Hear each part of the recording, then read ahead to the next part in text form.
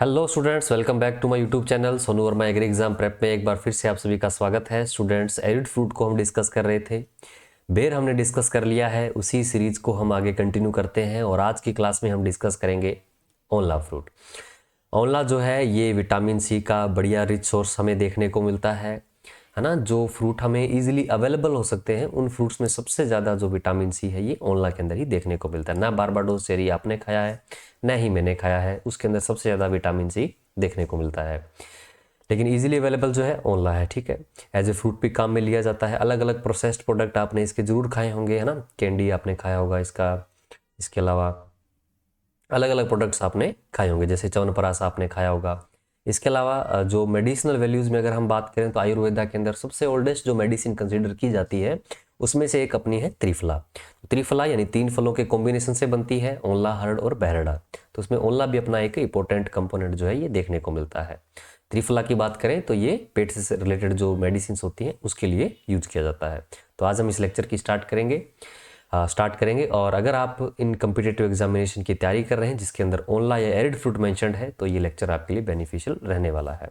Start करें इससे पहले अगर आपने अभी तक चैनल को सब्सक्राइब नहीं किया है, please do the subscribe channel, इससे हमें सपोर्ट मिलेगा। अगर आपने टेलीग्राम चैनल को ज्वाइन नहीं किया है, आप टेलीग्राम चैनल को भी ज्वाइन कर सकते हैं। यहाँ पर आपको इंपॉर्टेंट MCQs और इंपॉर्टेंट PDF नोट्स मिलते रहेंगे। साथ ही साथ अगर आपका कोई सवाल है तो आप मुझे इंस्टा पे DM या फिर इस वीडियो के नीचे कमेंट भी कर सकते हैं, मैं उसका रिप्लाई कर दूंगा। तो चलिए फिर स्टार्ट करते हैं क्लास को। सबसे पहले इसका बोटेनिकल क्लासिफिकेशन देखते हैं। बोटेनिकली इसे क्या बोला जाता है? फाइलेंथस एम्ब्लिका बोला जाता है।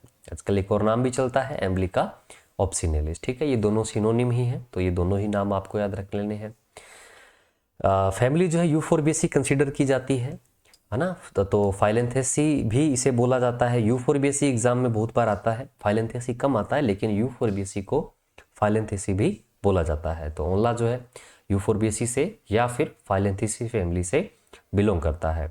बात करें क्रोमोसोम नंबर्स की, टेट्राप्लॉइड देखने को मिलता है ओंला जो है, और इसमें क्रोमोसोम नंबर आपके टेट्राप्लॉइड 28 होते हैं। बात करें ओरिजिन प्लेस की तो साउथ ईस्ट एशिया जो रीजन है ये वैसे इसका कंसीडर किया जाता है ओरिजिन प्लेस। वैसे पर्टिकुलरली कंट्री के अंदर अगर हम बात करें तो कंट्री में इंडिया के अंदर सबसे ज़्यादा डाइवर्सिटी देखने को मिलती है, तो इंडिया ही इसका जो ओरिजिन प्लेस है ये कंसीडर किया जाता है। इन्फ्लोरेसेंस यानी पुष्पक्रम को लेकर बात करें तो रेसिमोस टाइप का जो इन्फ्लोरेसेंस है ये इसमें प्रेजेंट होता है। टाइप ऑफ फ्रूट ये इंपॉर्टेंट है, इसमें टाइप ऑफ फ्रूट ये यहाँ पर कैप्सूल जो है ये देखने को मिलता है। वैसे हमने जब फ्रूट्स का क्लासिफिकेशन किया था तो जो रिलेटेड प्लांट्स हैं कैप्सूल जिनके अंदर फ्रूट टाइप देखने को मिलता है वो सारे हमने वहाँ पर भी डिस्कस कर लिए थे। जैसे कैप्सूल जो है आपका एग्रोनॉमिक क्रॉस में कॉटन में देखने को मिलता है, सीसेम यानी तिल के अंदर देखने को मिलता है, कास्टर यानी अरंडी के अंदर देखने को मिलता है, मेडिसिनल क्रॉप में ओपीएम यानी अफीम जो है उसके अंदर भी देखने को मिलता है। ठीक है, तो यानी रतनजोत जो है उसके अंदर भी देखने को मिलता है। तो ये कैप्सूल टाइप ऑफ फ्रूट है। ठीक है, एडिबल पार्ट में बात करें तो मीजोकार्प और एंडोकार्प जो है यानी मध्यफल भित्ति है और अंत्यफल भित्ति जो है ये आंवला के अंदर एडिबल पार्ट के तौर पर खाया जाता है। ठीक है, प्रोसेसिंग अलग अलग प्रोसेस्ड प्रोडक्ट से बनाए जाते हैं, जैसे मुरब्बा बनाया जाता है, कैंडी तैयार किया जाता है ना। ओंला के श्रेड्स जो है ये भी तैयार किए जाते हैं, जेम तैयार किया जाता है, अचार भी तैयार किया जाता है, पाउडर भी बनाया जाता है, हर्बल जेम भी बनाया जाता है, च्यवनप्राश भी बनाया जाता है, ओंला से शैम्पू भी तैयार किया जाता है, और ओंला युक्त तेल तो आपने बालों में लगाया ही होगा, तो हेयर ऑयल भी तैयार किया जाता है, और हेयर डाइज जो है वो भी ओंला से बनाई जाती है। ठीक है, तो ये बात आप याद रखेंगे। इसके अलावा ड्राइड फ्रूट जो है उसके भी आपके यहाँ पर अलग अलग प्रकार की जो मेडिसिनल वैल्यूज़ है ये देखने को मिलती है, जैसे एंटी डायबिटीज़ है, एंटी डिसेंट्री है, एंटी डायरियल जो प्रॉपर्टीज़ हैं वो इसमें देखने को मिलती है। ठीक है, मेडिसन जैसे कि त्रिफला बनाने के लिए इसका यूज जो है किया जाता है, बात कर ली है। मोनोशियस प्लांट होता है ये, बोले तो एक ही प्लांट पर आपको दोनों सेक्स देखने को मिलते हैं लेकिन वो अलग अलग जगह पर प्रेजेंट होते हैं, यानी सेल्फ पोलिनेशन तो पॉसिबल नहीं है। ऐसे में ओंला के अंदर मोड ऑफ पोलिनेशन जो है ये क्रॉस ही देखने को मिलता है। ठीक है, तो ये मोनोशियस होता है, एक ही प्लांट पर आपको दोनों सेक्स देखने को मिलते हैं लेकिन वो अलग अलग जगह पर होते हैं। मोड ऑफ पोलिनेशन क्रॉस है, और क्रॉस पोलिनेशन है तो किसी मीडियम के थ्रू ही होगा। तो ऐसे में जो मीडियम वर्क करता है यहाँ पर ये विंड है, और जिन प्लांट्स में विंड से पोलिनेशन होता है उनको एनिमोफिली प्लांट बोल दिया जाता है। तो ओंला जो है ये एनिमोफिली क्रॉप होता है। क्लियर, ये मोनोशियस डायोसिस वाला ध्यान रखिएगा, कंफ्यूज नहीं होना है। इसका जो फ्रूट होता है इसके अंदर टेनिन देखने को मिलता है। कई फ्रूट्स है जिसके अंदर टेनिन प्रेजेंट होता है, जैसे पोमग्रेनेट है, जैसे बील पत्तर है, जैसे ओंला है, इनके अंदर टेनिन प्रेजेंट होता है, जिसकी वजह से इनके फ्रूट में, इनके बार्क में जो बीटरनेस है ये देखने को मिल जाती है। ठीक है, जो रेस्पिरेशन का जो पैटर्न देखने को मिलता है ये यहाँ पर नॉन क्लाइमेक्टेरिक देखने को मिलता है। तो ये फ्रूट अपना नॉन क्लाइमेक्टेरिक है। जब ये कंप्लीटली राइप हो जाता है उसके बाद ही इसे मेन प्लांट जो है उसे हार्वेस्ट किया जाता है। ठीक है, लीडिंग स्टेट को लेकर बात करें तो सबसे ज़्यादा जो प्रोडक्शन यहाँ पर देखने को मिलता है ये उत्तर प्रदेश में देखने को मिलता है। विटामिन सी का बढ़िया रिच सोर्स है, लगभग 600 मिलीग्राम विटामिन सी जो है पर 100 ग्राम ऑफ ओंला के अंदर प्रेजेंट होता है। और समर डेसिडुअस फ्रूट प्लांट है। समर डेसिडुअस बोले तो गर्मियों के अंदर डोरमेंसी जो है ये देखने को मिल जाती है। बेर भी समर डेसिडुअस है, फिग भी समर डेसिडुअस है, इनमें गर्मियों की वजह से डोरमेंसी होती है। तो ये भी आप बात जो है याद रखेंगे, इस स्लाइड के अंदर इंपॉर्टेंट बातें हैं। ग्रेडिंग को लेकर बात करें तो अलग अलग ग्रेड्स के अंदर इन्हें डिवाइड कर दिया जाता है। लार्ज ग्रेड अलग, मीडियम ग्रेड अलग और स्मॉल ग्रेड अलग। इन ग्रेड्स के अकॉर्डिंग इनसे प्रोसेसिंग जो है की जाती है। जैसे जो प्रीमियम क्वालिटी के जो प्रोडक्ट होते हैं वो लार्ज साइज ग्रेड से बनते हैं। जो लोअर क्वालिटी के या कहें, हालांकि उसका पर्पज़ हमारे खाने का लोअर नहीं होता है, लेकिन जो इंडस्ट्री के अंदर जो ट्रेंड चल रहा है उसकी हम बात कर रहे हैं।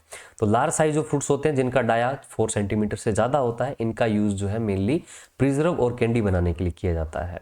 मीडियम साइज के जो फ्रूट्स होते हैं उनका यूज़ जूस, पल्प, स्क्वैश और आरटीएस जैसे जो बेवरेजेस हैं इनमें बनाने में किया जाता है। और स्मॉल साइज़ के जो ओंला के जो फ्रूट्स होते हैं इनका यूज़ मेडिसिनल प्रोडक्ट्स जैसे कि त्रिफला और च्यवनप्राश बनाने के लिए किया जाता है। तो ये ग्रेडिंग के अकॉर्डिंग ही इनका यूजेस मेंशन किया गया है, तो आप याद रख सकते हैं। सोइल एंड क्लाइमेट को लेकर बात करें, सब ट्रॉपिकल एरिड क्लाइमेट के अंदर इसको इजीली लगाया जा सकता है ना।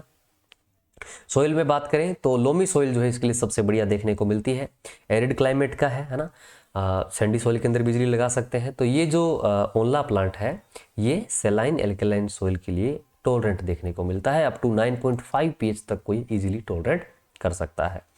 अगर हम बात करें कितने मैक्सिमम डिग्री सेल्सियस टेम्परेचर को ये आसानी से सह सकता है या लगाया जा सकता है, तो गर्मियों के अंदर अप टू 48 डिग्री सेल्सियस का जो हीट टेम्परेचर है, गर्म जो टेम्परेचर है, इसको इजीली टॉलरेट कर सकता है। लेकिन आंवला जो है ये फ्रोस्ट के लिए सर्दियों के अंदर क्या देखने को मिलता है, ससेप्टिबल देखने को मिलता है।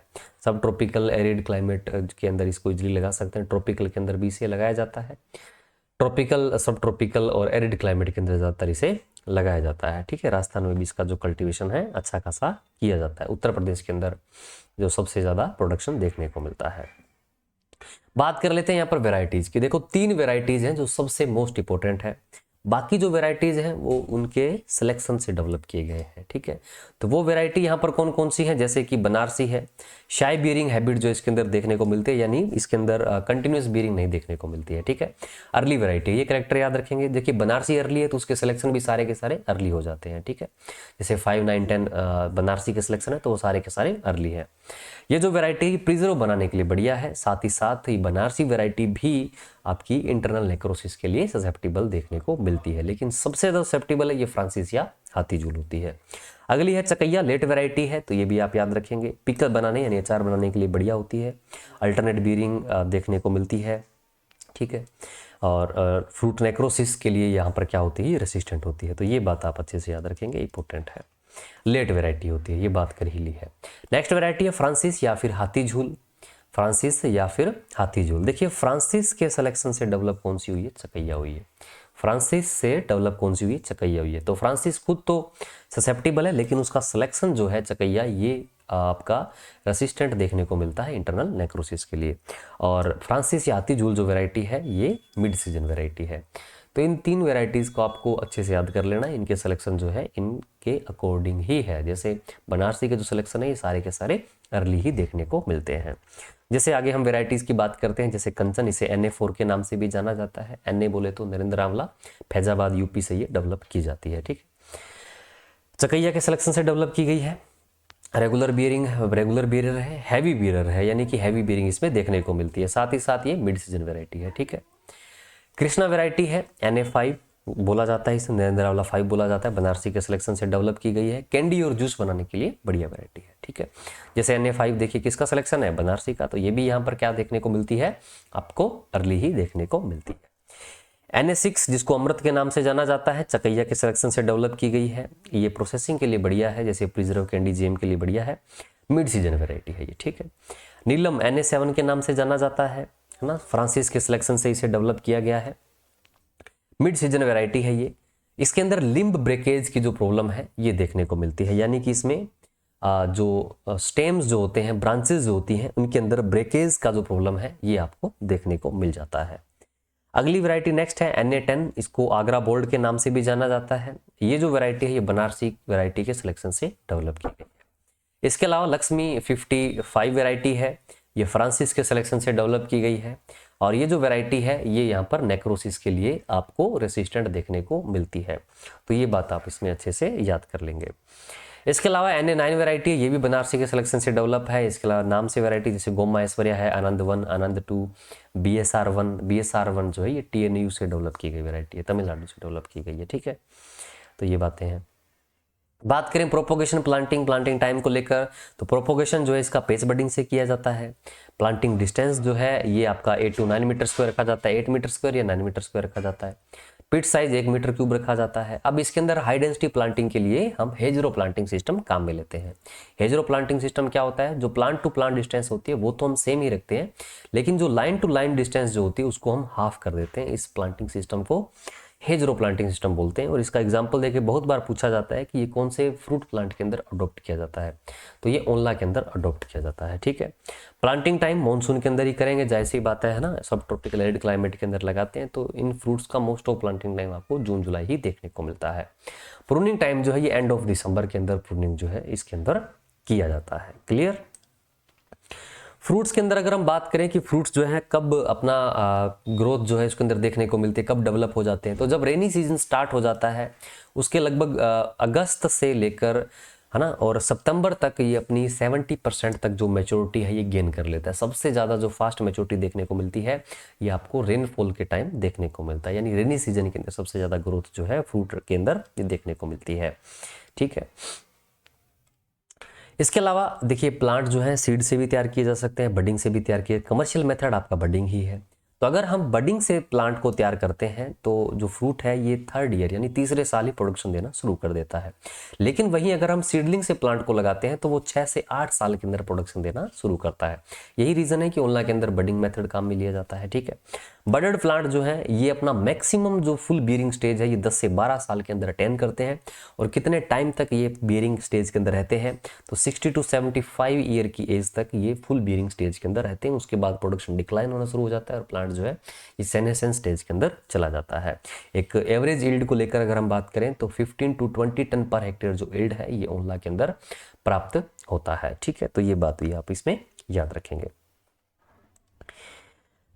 अब अगर हम बात करें कि कितने दिनों की इसको रखा जा सकता है, तो नॉर्मल रूम टेम्परेचर पर इसको लगभग 6 से 9 दिनों के लिए आसानी से रखा जा सकता है। उसके बाद उसमें रेस्पायरेशन बढ़ता जाता है ना, वो खराब होता जाता है फ्रूट जो है। लेकिन एक एम्बाइट जो फ्रूट है यानी कि एक फाइन क्वालिटी तक 6 से 9 दिन के लिए रखा जा सकता है। अगर हम कोल्ड रूम यानी कि स्टोरेज कोल्ड जो स्टोर होते हैं उनके अंदर अगर हम रखते हैं तो 2 महीने तक रखा जा सकता है, टेम्परेचर 5 to 7 डिग्री सेल्सियस और 95% रिलेटिव ह्यूमिडिटी पर इनको आसानी से रखा जा सकता है अप टू 2 मंथ्स। और 75 डेज तक रखा जा सकता है आसानी से रूम टेम्परेचर पर अगर हम ओनला को 15% ब्राइन सॉल्यूशन के अंदर रख देते हैं। तो ब्राइन सॉल्यूशन आपको पता है एज ए अपने आप में ही एक प्रिजर्वेटिव का काम करता है, तो फिर 75 डेज तक इजीली ओनला को रखा जा सकता है, ठीक है। नेक्स्ट हम यहाँ पर इंसेक्ट के बारे में बात कर लेते हैं। मेजर इंसेक्ट यहाँ पर एक ही है, बार्क ईटिंग कैटरपिलर इंटरबेला टेट्राओनिस इसका जूलॉजिकल नेम है। कई सारे प्लांट्स के अंदर नुकसान पहुंचाता है। आपको ये गुआवा के अंदर भी देखने को मिल जाएगा, पोमग्रेनेट के अंदर भी देखने को मिल जाएगा, बिल पत्तर के अंदर भी आपको ये देखने को मिल जाता है, और आप पढ़ ही रहे हैं ओनला के अंदर भी ये देखने को मिल जाता है, ठीक है। सूट गोल मेकर देखने को मिलता है। बेटूसा स्टाइलोफोरा जो इसका जूलॉजिकल नेम है, रीफ रोलर भी इसमें अंदर देखने को मिलता है। गार्लिसेरिया एसुडोला जो इसका जूलॉजिकल नेम है। मेजर जो इंसेक्ट है ये इसका बार्क ईटिंग कैटरपिलर होता है, ठीक है। इसके अलावा इसमें डिजीज में अगर हम बात करें तो रस्ट डिजीज जो है ये देखने को मिलता है। सबसे ज्यादा रस्ट के जो जो सिम्टम्स है या कहें जो आउटब्रेक है, ये आपको राजस्थान के अंदर ही मेनली देखने को मिलता है। फंगस की वजह से होता है, रेवेनेलिया एम्बली जो फंगस है इसकी वजह से होता है। इसके अलावा इसमें ब्लू मोल्ड भी देखने को मिलता है। ब्लू मोल्ड आफ्टर हार्वेस्टिंग ही नुकसान पहुंचाता है, यानी एक पोस्ट हार्वेस्ट डिजीज होता है ये। ड्यूरिंग स्टोरेज या आफ्टर हार्वेस्ट ये ज़्यादातर नुकसान पहुंचाता है। पेनिसिलियम सिट्रिनम जो फंगस है इसकी वजह से ये देखने को मिलता है। ठीक है, तो ये डिजीज में याद रखेंगे। इसके अलावा इसमें डिसऑर्डर में आप याद रखेंगे इंटरनल नेक्रोसिस, आंतरिक ऊतक क्षय से हिंदी में बोलते हैं। न्यूट्रिएंट डेफिशिएंसी में बोरोन की डेफिशिएंसी से ये देखने को मिलता है। फ्रांसिस जो वैरायटी है ये इसके लिए रेसिस्टेंट होती है। और जो वैरायटी है कौन सी, हाथी झूल, सॉरी चकिया जो वैरायटी है ये इसके लिए रेसिस्टेंट देखने को मिलती है। फ्रांसिस या फिर जिसे हाथी झूल के नाम से भी जानते हैं ये इसके लिए ससेप्टिबल देखने को मिलती है। बनारसी जो वैरायटी होती है ये भी इसके लिए ससेप्टिबल ही होती है, लेकिन सबसे ज़्यादा ससेप्टिबल है ये फ्रांसिस या हाथी झूल है। तो ये बात आप इसमें आप अच्छे से याद रखेंगे। इंटरनल नेक्रोसिस का भी जो है बहुत बार पूछ लिया जाता है। वैरायटी में नाम से दूसरा नाम पूछ लिया जाता है या कंसर्न इस तरह से पूछ लिया जाता है। बोटेनिकल क्लासिफिकेशन सब ग्रुप का इंपॉर्टेंट होता ही है। डिजीज में रस्ट इंपॉर्टेंट है, हेजरो प्लांटिंग सिस्टम इंपॉर्टेंट है और इसमें फिजियोलॉजिकल डिसऑर्डर इंपॉर्टेंट है। इससे ज़्यादा इससे बाहर आपसे कुछ भी नहीं पूछा जाएगा। तो आज की क्लास के अंदर हमने ओनला कल्टीवेशन जो है इसको डिस्कस किया है। आई होप ये लेक्चर आपको पसंद आया है। अगर आपका कोई सवाल या क्वेरी हो तो आप मुझे इंस्टा पे DM या इस वीडियो के नीचे कमेंट करना बिल्कुल नहीं भूलिएगा। वीडियो लेक्चर पसंद आए चैनल को सब्सक्राइब कर लीजिएगा। बाकी हम मिलेंगे नेक्स्ट लेक्चर के अंदर। आज के लिए इतना ही, थैंक यू।